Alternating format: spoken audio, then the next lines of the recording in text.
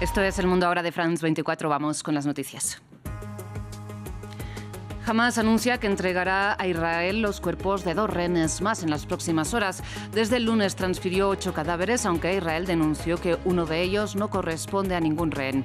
A cambio, Tel Aviv entregó los cadáveres de 45 palestinos más a Gaza. Los ministros de Defensa de la OTAN se reúnen en Bruselas para acordar la defensa común frente a las incursiones rusas en su espacio aéreo y el envío de más armamento a Ucrania a través de compras a la industria estadounidense. Vladimir Putin recibió a Ahmed al-Sharaa y celebró las relaciones históricas que mantienen Rusia y Siria. Es la primera visita del líder de facto sirio al país, donde está exiliado el exmandatario Bashar al-Assad, que él mismo derrocó en diciembre pasado. Y en nuestra sección diaria En Contexto, hoy nos trasladamos a la frontera entre Pakistán y Afganistán, 2 países que anunciaron, como decíamos en el informativo, un cese al fuego de 48 horas tras varios días de escalada bélica. Una tensión histórica que combina múltiples factores, desde la línea de demarcación que separa ambos territorios al agua o los grupos armados transfronterizos. Marta Moya nos hablará de ello en unos minutos.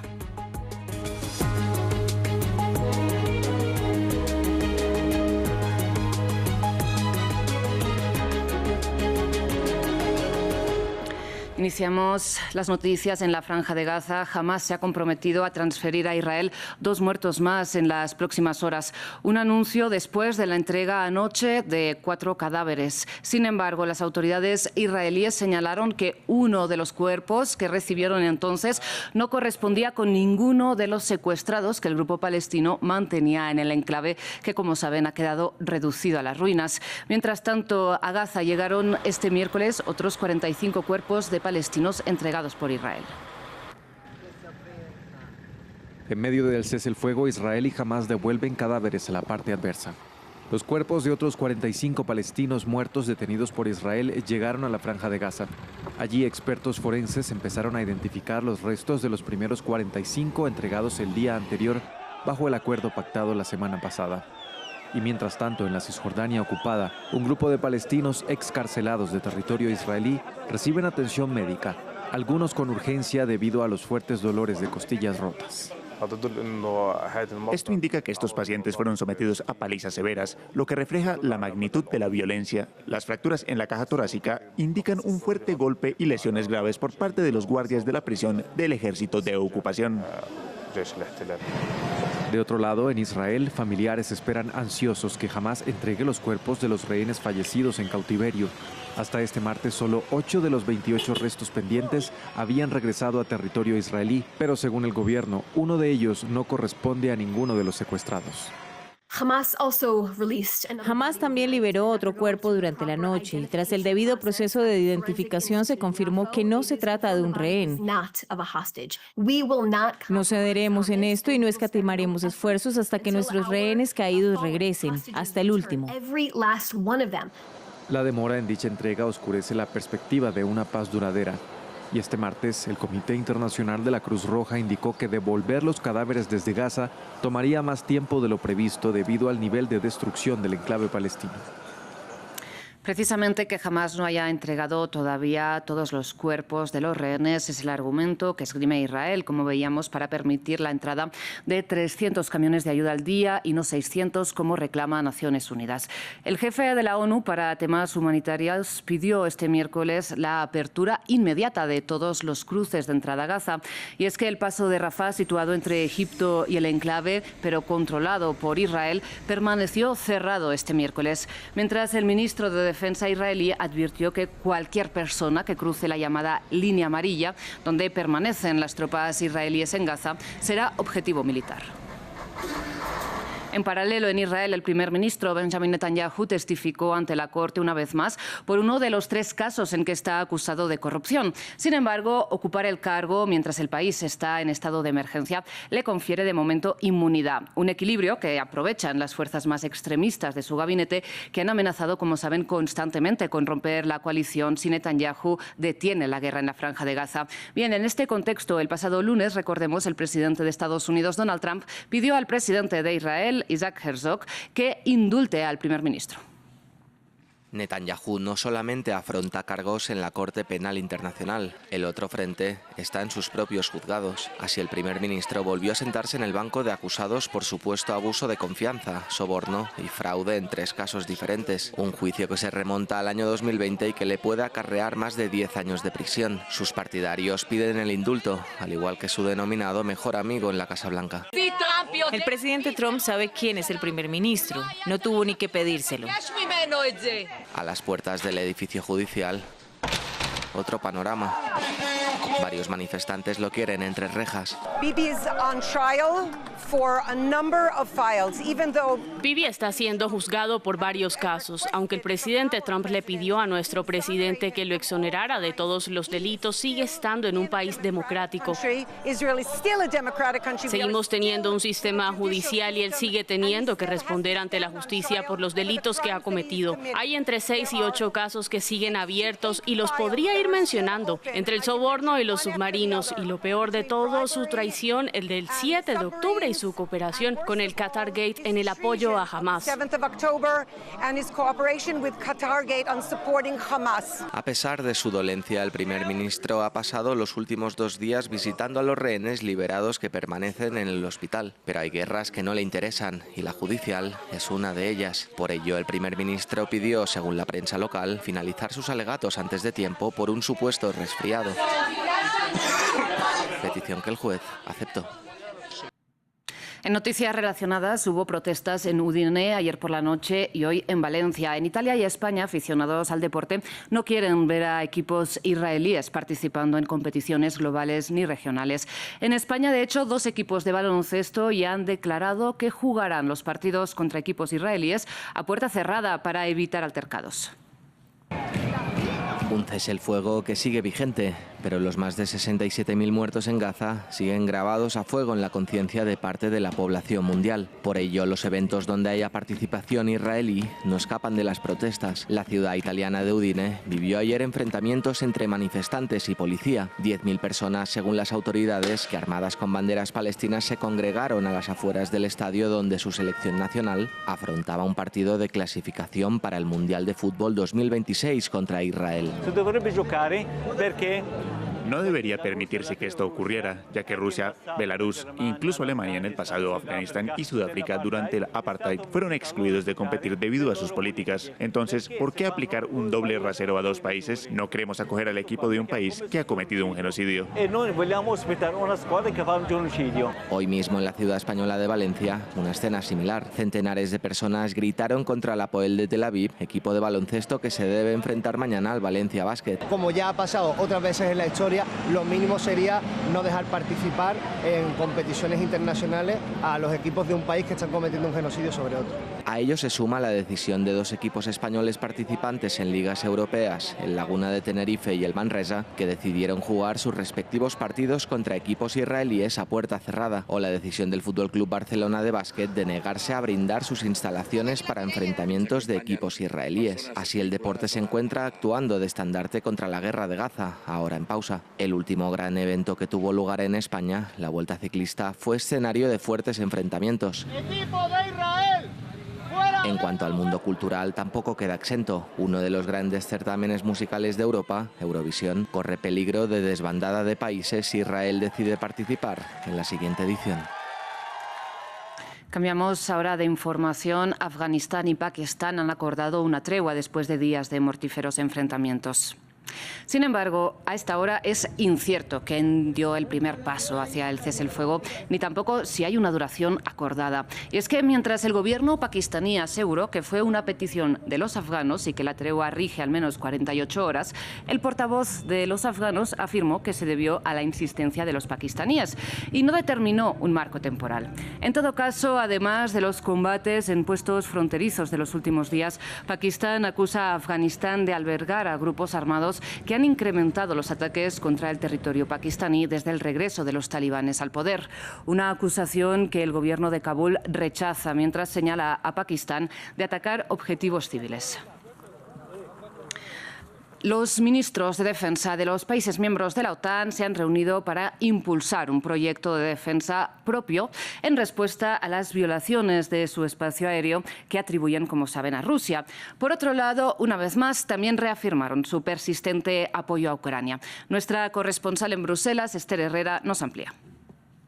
Sí, después de la ola de incursiones de drones supuestamente rusos en territorio aliado, y el secretario general de la OTAN, Mark Rutte, ha presentado un plan a los ministros de defensa para mejorar la protección de las fronteras aliadas, sobre todo con métodos mucho más baratos que los que se habían empleado hasta ahora, porque hay que tener en cuenta los drones que provienen de Rusia supuestamente son mucho más baratos frente al carísimo material militar que tiene la OTAN, valorado en millones de dólares. Así que aquí se quieren centrar sobre todo los ministros de defensa de la OTAN, pero también en mejorar los sistemas de vigilancia y los sistemas antimisiles. Todo esto con el objetivo de fortalecer ya la misión que empezó a lanzarse a principios de septiembre para vigilar precisamente este flanco oriental de la alianza. Precisamente Rutte valoró el papel de Estados Unidos, especialmente de Donald Trump, para poder llevar a cabo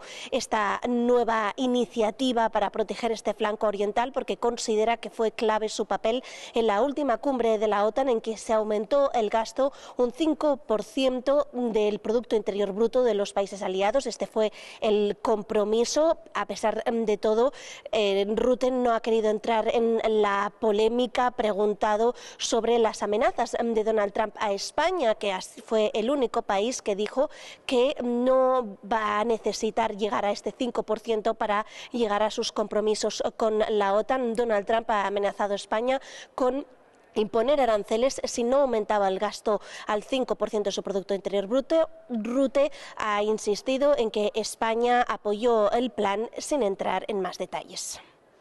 De la OTAN pasamos ahora a hablar de Rusia, porque este miércoles el presidente de facto sirio, Ahmed al-Shara, visitó por primera vez Moscú desde que llegó al poder, tras derrocar, recordemos, en diciembre pasado a Bashar al-Assad, quien está exiliado, de hecho, en Moscú. Sin embargo, Vladimir Putin resaltó los vínculos especiales, textualmente así lo dijo, entre ambos países, que incluyen las bases militares rusas en el territorio sirio. Hugo Caro Jiménez tiene los detalles. Vladimir Putin y Ahmed al-Shara se ven las caras. El presidente sirio visitó este miércoles a su homólogo ruso en Moscú, en lo que fue el primer encuentro entre los líderes desde que al-Shara llegó al poder tras derrocar a Bashar al-Assad, aliado de Rusia, a finales del año pasado. A pesar de que Putin apoyó durante muchos años a al-Assad, a quien acogió en Moscú tras su caída, el jefe del Kremlin dijo hoy que sus relaciones con Damasco nunca se guiaron por intereses particulares. En Rusia nunca hemos tenido relaciones con Siria vinculadas a nuestra situación política ni a intereses particulares. A lo largo de todas estas décadas siempre nos hemos guiado por una sola cosa, los intereses del pueblo sirio. Por su parte, al-Shara resaltó los lazos históricos y la dependencia siria de energía y suministros con Rusia. Existen lazos históricos, así como relaciones bilaterales e intereses comunes que nos unen. Muchas cosas nos unen. Gran parte del suministro de alimentos de Siria depende de la producción rusa y numerosas centrales eléctricas dependen de la experiencia rusa. Muchas relaciones estratégicas y políticas, tanto regionales como internacionales, están estrechamente vinculadas a Rusia.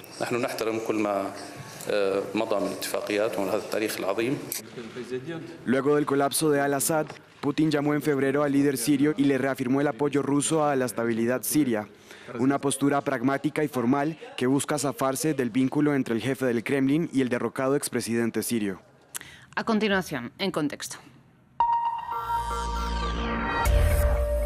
Marta Moya, buenas tardes, bienvenida. Hola Rosa, buenas tardes. Cambiando hoy el área de expertise. Exacto, y nos vas a contextualizar sobre un conflicto histórico, es el que mantienen Afganistán y Pakistán, que en los últimos días volvió a escalar y ahora parece que ha desescalar. Sí, Rosa, este nuevo episodio de fuego y tensiones entre Islamabad y Kabul se remonta en un principio al miércoles pasado, cuando Pakistán informó de que 9 paramilitares y 2 oficiales locales murieron en una emboscada perpetrada por militantes islamistas cerca de la frontera con Afganistán.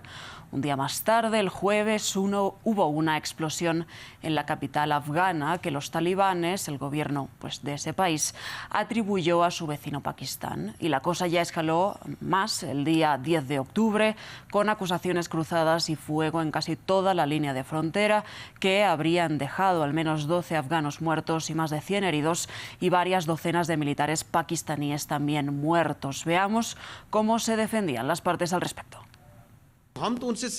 Tenemos una exigencia muy justa, que Afganistán no se convierta en refugio de actores no estatales y grupos terroristas. ¿Es incorrecto pedirlo? Es absolutamente justo, correcto, racional y es nuestro derecho. Afganistán es nuestro vecino musulmán y hermano. Tenemos vínculos históricos y culturales. Durante más de 4 décadas los hemos acogido en distintos momentos. Solo pedimos que el gobierno no permita que se fomente el terrorismo contra Pakistán desde allá. Cuando Pakistán atacó a Afganistán, el Ministerio de Defensa ordenó a nuestro ejército deben responder a este ataque. Los muyahidines entonces lanzaron simultáneamente una contraofensiva aplastante a lo largo de la frontera, desde la frontera con Irán hasta el corredor de Wahan. Hoy, tras llamados a la calma de países como Rusia, China, Arabia Saudita o Qatar, ambos países han alcanzado un alto el fuego de 48 horas que permanece incierto quién ha solicitado. Lo que sabemos a esta hora, a pesar de las diferencias en las cifras de víctimas mortales, es que ya se puede considerar esto que ha pasado en la última semana el enfrentamiento más mortífero desde el regreso del talibán al poder en Afganistán en el año rosa 2021, recordemos. Y quizás es el más mortífero, pero no es un enfrentamiento aislado entre los dos países. No, Rosa, desde luego, lo que resulta paradójico es que casi en paralelo a la escalada de la semana pasada, los ministros de Exteriores de Pakistán y Afganistán estaban en Rusia rechazando las aspiraciones de Donald Trump de hacerse con la base militar de Bagram, allí en Afganistán. Pero sí, aquí vamos a hablar ahora de las causas subyacentes detrás de este conflicto. Básicamente, Pakistán acusa a Afganistán de dar cobijo al denominado talibán pakistaní, el TTP, que busca imponer una estricta ley islámica en el país. Y desde el regreso de los fundamentalistas a Kabul ha habido más de 800 episodios armados perpetrados por esta milicia, según analistas y think tanks especializados. Mientras, el talibán amenaza lo siguiente. Deseamos que no se repitan tales errores. No se debería poner a prueba demasiado el coraje de los afganos. Si alguien intenta presionarlos, que pregunte a los británicos, luego a la Unión Soviética, después a Estados Unidos y más tarde a la OTAN. Ellos podrían explicar un poco por qué jugar a este tipo de juegos con Afganistán no es recomendable. Bien, Marta, ahora sí hablemos de estas causas subyacentes que generan las recurrentes tensiones entre Afganistán y Pakistán. Sí, Rosa, pues las causas o los puntos donde nos tenemos que fijar son diversos y bastantes a la vez. Desde el agua, la migración, la frontera, el grupo armado talibán pakistaní, entre otros. Pero vamos a ir por partes. Primero, la línea Durand, la demarcación fronteriza entre ambos países de 2.600 kilómetros, trazada en 1893 por el diplomático Mortimer Durand y el emir afgano Abdurrahman Khan. Bien, pues esa línea dividió arbitrariamente a la etnia pastún, un grueso de 40 millones de personas, considerada una de las sociedades tribales musulmanas más grandes del mundo y que quedaron divididas entre los dos países. Afganistán nunca ha reconocido esa línea Durand y pide libertad de movimiento para los pastunes, mientras Pakistán la considera intocable y ha construido vallas, puestos militares, Rosa, y sistemas de vigilancia allí en esa línea Durand. Marta, y como bien señalabas, el llamado grupo talibán Pakistán es uno de los puntos de enfrentamientos, ¿no?, con el que justifica en Pakistán los ataques contra territorio afgano, pero como bien nos señalabas, no es el único. No es el único. Hablamos de Tehrik y Talibán Pakistán, conocido como TTP, denominado por algunos como una suerte de caballo de Troya afgano, un grupo militante de ideología salafista yihadista que busca derrocar al Estado de Pakistán e imponer imponer, como decía antes, la Sharia, la ley islámica. Este se fundó en el año 2007, ha sufrido varias derrotas militares, especialmente entre 2014 y 2017, pero hasta el momento ha logrado reorganizarse desde el lado afgano de la frontera. Se financia por medio de la extorsión, el tráfico de drogas, especialmente de heroína que viene de Afganistán, y donaciones de simpatizantes de países del Golfo y del propio Pakistán. Cuenta el TTP con aliados externos como milicias de Al-Qaeda y el Estado Islámico. El principal objetivo de Pakistán es eliminar a este grupo y, como decíamos, también hay otros elementos clave en estas relaciones complicadas, como por ejemplo la crisis de refugiados. Islamabad acoge a más de 3 millones de afganos desde la invasión soviética allá por 1979 y este año inició una campaña de deportación masiva que ha tensado esas relaciones por la difícil absorción de 1 millón de personas por parte del talibán, del gobierno afgano. Y por otra parte está el agua, un bien escaso en Afganistán que enfrenta una severa sequía, especialmente hablamos de la cuenca del río Kabul que comparten ambos países y que puede dinamitar las relaciones en medio de esta crisis hídrica y las tensiones también entre India y Pakistán, que generaron también asimismo muchas discusiones en esa escalada bélica de hace unos meses cuando se rompió ese tratado de las aguas del Índico. Por tanto, Pakistán podría recurrir a la cuenca del río Kabul, pues forzando también esas relaciones con su socio y vecino ahora mismo en tensión.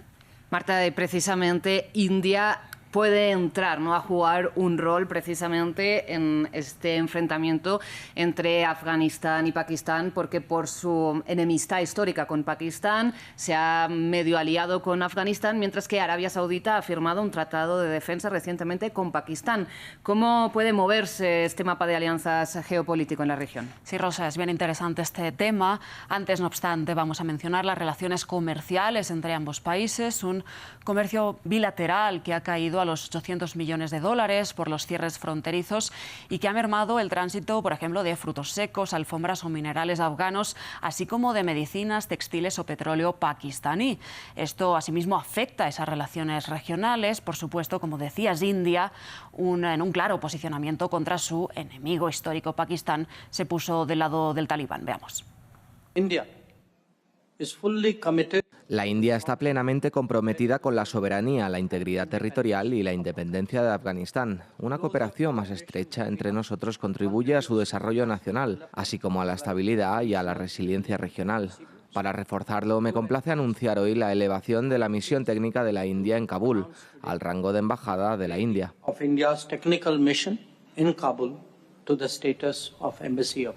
Por otra parte, Qatar ha buscado mediar y dialogar con los talibanes, aunque evita involucrarse directamente en este conflicto histórico. China tiene que proteger sus inversiones en el corredor China-Pakistán, pero también guarda relaciones con Kabul, y Arabia Saudita busca presionar a los talibanes para que actúen contra el grupo TTP, mientras Estados Unidos todavía no se ha pronunciado al respecto, pero sí Donald Trump dijo hace unas semanas que buscaba retomar esa base aérea de Bagram, por tanto podría eventualmente involucrarse de nuevo en ese Afganistán del que se retiró en el año 2021. Marta, pues con todos estos recursos en disputa, estos intereses en juego, ¿qué escenarios un poco se pueden prever a largo plazo? Bueno, pues es difícil, ¿no?, prever por la imprevisibilidad de los actores, sobre todo no estatales como el TTP, que actúa desde Afganistán contra Pakistán. Si el TTP precisamente no para los ataques, podríamos estar a las puertas de una guerra abierta entre ambos países, que asimismo podría involucrar a actores regionales como India o Irán, país asimismo fronterizo. Luego, el escenario actual, que parece una suerte de diplomacia forzada por Qatar, Arabia Saudita o China incluso, aunque parece que pues podría ser endeble por la desconfianza entre ambos actores. Y quizá el escenario más plausible es un conflicto crónico de baja intensidad con episodios de tensión, como lo que ha habido hasta ahora, que a la larga puede traer más inestabilidad para Pakistán que para Afganistán. Marta, pues seguiremos, veremos si finalmente se materializa alguno de estos escenarios. Muchísimas gracias una vez más por ayudarnos a entender estos enfrentamientos. Gracias, Rosa. Breve pausa, enseguida regresamos.